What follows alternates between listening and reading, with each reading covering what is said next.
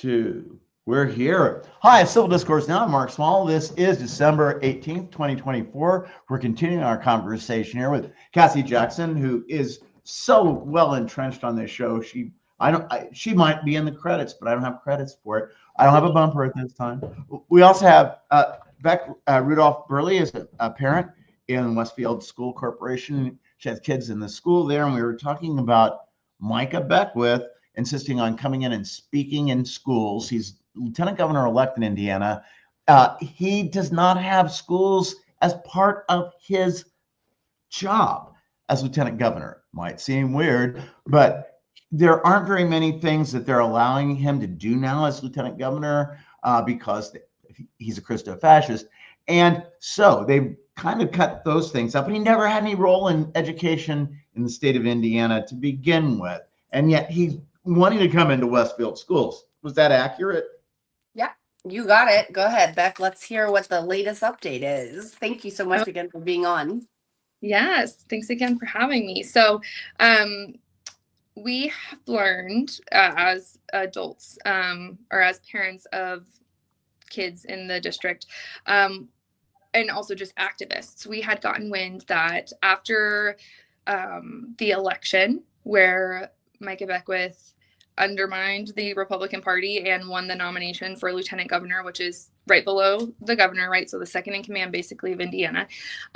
We caught wind just through each other and just, I don't really even remember how we found out, but that a teacher had invited Micah Beckwith to the ag department in the school. So the reason that this is important and why he's trying to come in is because as of right now, the lieutenant governor oversees agriculture, the Department of Agriculture in the state of Indiana. So he was wanting to come in under the guise of seeing a presentation done by the students in the agriculture department as the incoming lieutenant governor, not sworn in yet, not under the checks and balances yet. I can speak to this. Let me speak. Sorry, Bec, didn't mean to interrupt you there at the end. I want to speak really quickly to that because I do know how that happened. And Chris Kaufman happens to be a personal friend of Micah Beckwith. And that is the agriculture teacher who brought him in. And we're going to note right here that he did so breaching policy, which is that the Noblesville High School the principal of Westfield schools, or whoever is in charge, the principal of the schools, right? When they're bringing in any kind of adult figure to speak, which happens in these classes, right? Needs to be signed off by the principal. And then that person goes on to the district, which signs off on that person, which requires a background check, etc. So this teacher, who's Beckwith's friend, bypassed that step and did not go to the principal of Westfield High School, but instead went to Chris Kaiser, who is the superintendent. Dr. Hall, Dr. Kaiser, who had actually worked previously with Mr. Kaufman in a school district and then recruited him to come to Westfield. So they were, colleagues before. And yes.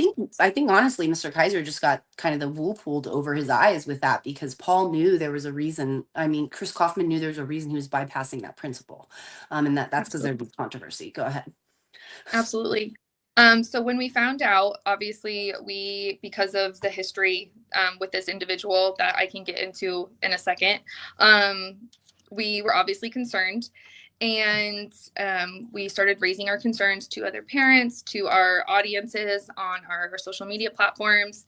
And the teachers actually specifically were the ones that brought up to Dr. Kaiser their concerns on both sides of the aisle. I had teachers reach out to me, letting me know that it didn't matter if they were a liberal teacher or a conservative teacher. Teachers on both sides of the aisle had concerns about this individual coming into our classrooms. And so because of that, they were assured by the superintendent that he would not let this person step foot in our building after hearing about the concerns and why they had these concerns and the history of this person. So we go to bed, and the next day, the teachers found out that actually he had been reinvited to come back. And we know from tweets from Micah that he had a phone call conversation with Dr. Kaiser, what he calls like a firm sit-down phone call where he was invited back. Now, the important thing to understand is in between this time where he was disinvited, which he wasn't really disinvited. Dr. Kaiser had just kind of suggested that instead of doing this presentation at the school, the kids in the agriculture department can do the presentation at the state house as like a field trip.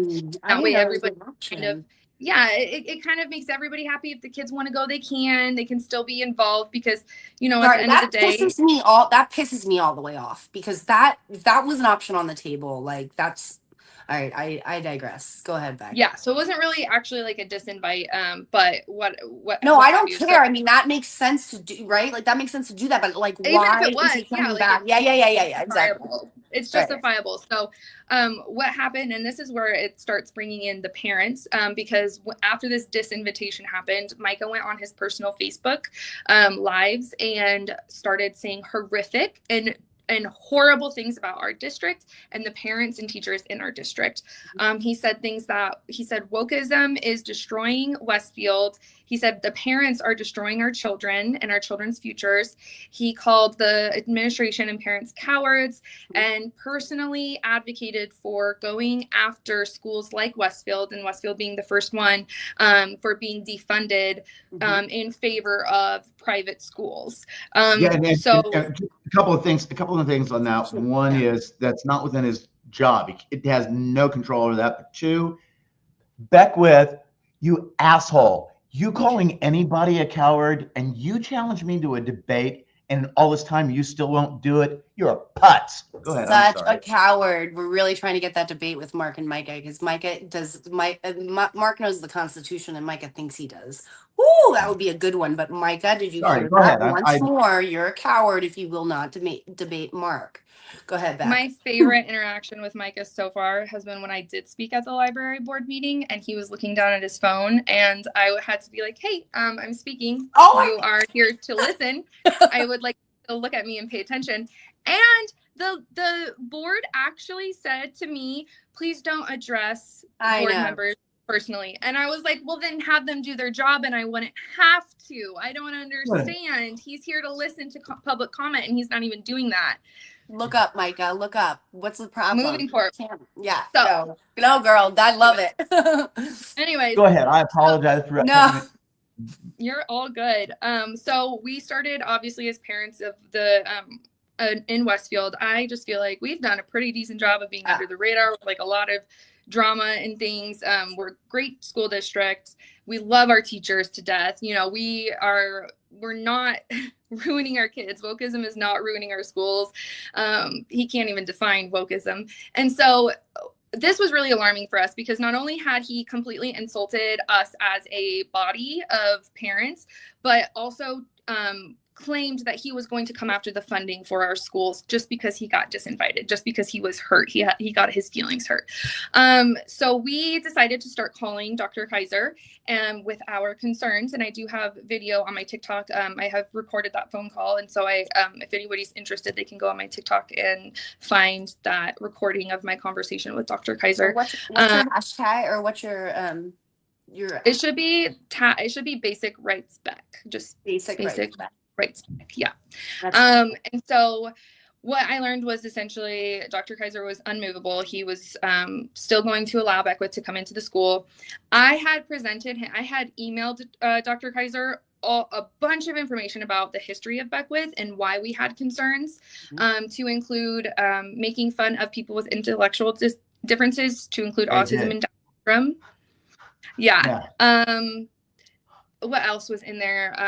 Video actually of him harassing Cassie and her daughter at the food bank, or at the food pantry. Thank you for sending me. And when he was asked to step away from the minor, he continued to move toward them. Obviously concerning, as well as a few other things, interactions that this person has had, even things on the internet.